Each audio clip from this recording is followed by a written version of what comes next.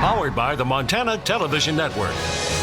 This is the 10 o'clock news on Q2, Montana's news leader.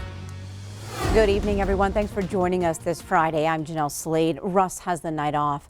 Emotions running high inside the walls of the Yellowstone County Courthouse today as a packed courtroom watches a 2 decades old cold case come to an end. The judge hands down a 3-time life sentence to the man who viciously murdered 18-year-old Miranda Fenner back in 1998. The Miranda Fenner case put the small community of Laurel in the national spotlight after the trail to find her killer went cold and the suspect spent years completely unknown to investigators. But prosecutors called today a day of reckoning for 39-year-old Zachary O'Neill. Q2's Andrea Lutz was in the courtroom where the Fenner family addressed O'Neill, explicitly telling him he's not forgiven. Stiff words in court for Zachary O'Neill. You are a vicious monster. I'd like to wish you heartache and misery. The man responsible for the brutal murder of a young Miranda Fenner. He appeared in court not in a jail-issued jumpsuit, but instead in slacks and a collared shirt, but still shackled. It's a day of reckoning for a vicious monster. The state asking that O'Neill be permanently removed from society, and the Fenner family making it clear forgiveness will not be extended to Zachary O'Neill. You, Zach O'Neill, deserve every horrible thing that comes your way.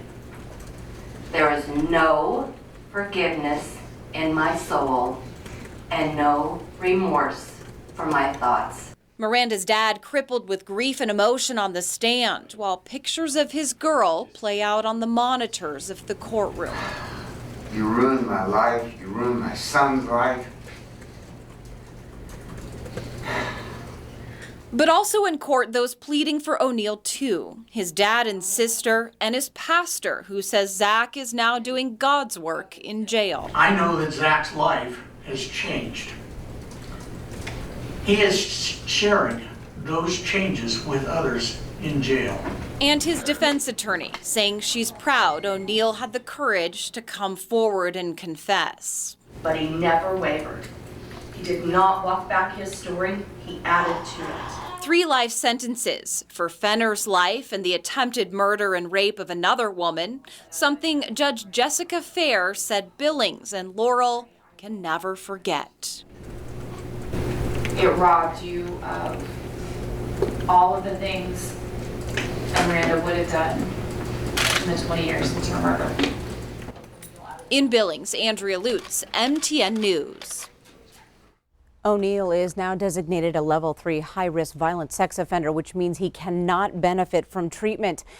He's also eligible for parole under the current sentencing after 30 years. Well, a win for Keystone XL pipeline developers at the Nebraska Supreme Court today. The court affirmed the approval of the route through Nebraska, one of the final hurdles for TC Energy. The pipeline was first proposed more than 10 years ago and, if built, would deliver oil from Alberta, Canada through eastern Montana and eventually to a hub in Nebraska. But opponents vow this fight is not over. Conservation groups like the Sierra Club expressed disappointment in today's ruling, but said they will continue to oppose the construction. Well, China announced new tariffs on $75 billion in U.S. products today. President Trump responded, announcing he'll bump up planned September tariffs on China from 10 to 15%, and Chinese products will be hiked to 30%. He tweeted directly to U.S. corporations saying, quote, "Our great American companies are hereby ordered to immediately start looking for an alternative to China, including bringing your companies home and making your products in the USA." The U.S. Chamber of Commerce weighed in, saying it shares the president's frustration but wants to see the two sides negotiate. Well, downtown Billings will play host to the biggest outdoor party of the summer this weekend, the annual Billings Clinic Classic. But this year it's served with a twist. Crews set up today on Broadway between 3rd and 4th Avenues North, just like they have for more than 2 decades. But with the renovation of the Alberta Bear Theater, the entire party will be outside, including the headline band. This year, Alter Ego from Montreal, following Billings-based Arterial Drive. Now, this year's classic fundraiser focuses on funding mental health care across our region. Well, a fun night on the Yellowstone River as floaters turned out to celebrate the grand opening of the new Blue Creek fishing access. Take a look. Dozens strapped on their life jackets and hopped in the water. The new site is located right across the water from Riverfront Park and features a boat ramp, 3 picnic tables, a bathroom, and a bench. The $480,000 site was developed in partnership with the Yellowstone River Parks Association, Our Montana, and Montana Fish, Wildlife, and Parks. YRPA is looking to develop the site further to make it more useful for first responders. And we plan on doing some more trails and probably some more picnic tables. And eventually we'd like to build put in a building for the search and rescue. And not only for Yellowstone County Search and Rescue, but our firemen, our local firemen, they need a place to store their boats when they need to get to the river. So that's something we'd like to do with them and help them build. Now, if you plan on accessing the Yellowstone at Blue Creek before you hit the water, please make sure the river is not running high and fast, and please wear a life jacket. Well, if last night's late in the season thunderstorm has you wondering what this coming winter will look like, we may have some answers for you. Q2's Rob Griggs gives us a sneak peek.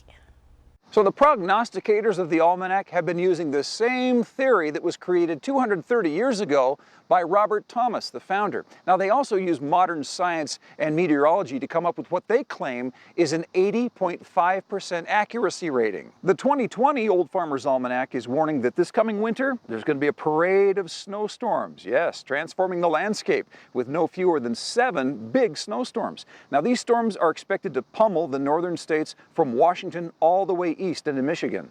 Interestingly, the Farmer's Almanac is claiming that this coming winter is going to be just like last winter. Okay, fair enough, but how did the old Farmer's Almanac do with last winter's forecast? In Montana and Wyoming, warm and dry out east, somewhat snowy out west? No, not really.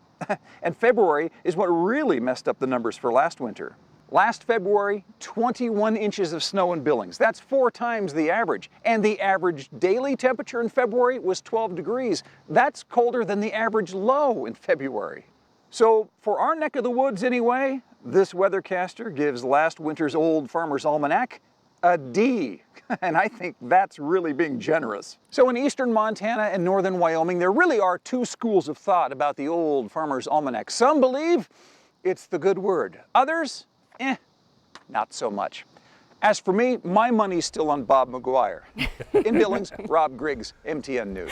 Thanks, Rob. My money is on you too, Bob. Do you want your $5 yet, Rob? Yeah, exactly. Is my husband going to be able to mow the yard this weekend? Yeah, that's what we're going to talk about. When is the best time to mow the lawn? Because we've had a lot of rain and stuff, and this is what we think. It's our mowing forecast, and let me show you. Saturday, I'm not looking for Saturday to be a good day. It's still a little on the wet side. You know, we had some rain yesterday, had some rain today, so it's going to be very hot, and I hate it when it's really hot to mow the yard. Has a tendency sometimes to just kind of burn the grass after you mowed it. Sunday looks a little bit better. It's not going to be as hot. Still have a chance for some spotty showers, but Monday and Tuesday, those seem to be the best days to mow the lawn if you can, because that's when the temperatures will be about 75 degrees, mostly sunny skies, and we're not expecting any rain at all either one of those 2 days. For me, I'm going to try on Monday. Back to you, Jeanelle. All right, thanks, Bob. Well, still to come on tonight's 10 o'clock news. It started as a way to help teen parents in the Billings community, but it's become much more. A look at the Young Families Early Head Start program. And in sports, Scott shows us if your league-leading Mustangs sweep tonight's doubleheader against Idaho Falls. You're watching MTN News with Jeanelle Slade and Russ Riesinger. Storm Tracker weather with Bob McGuire. And sports with Scott Breen.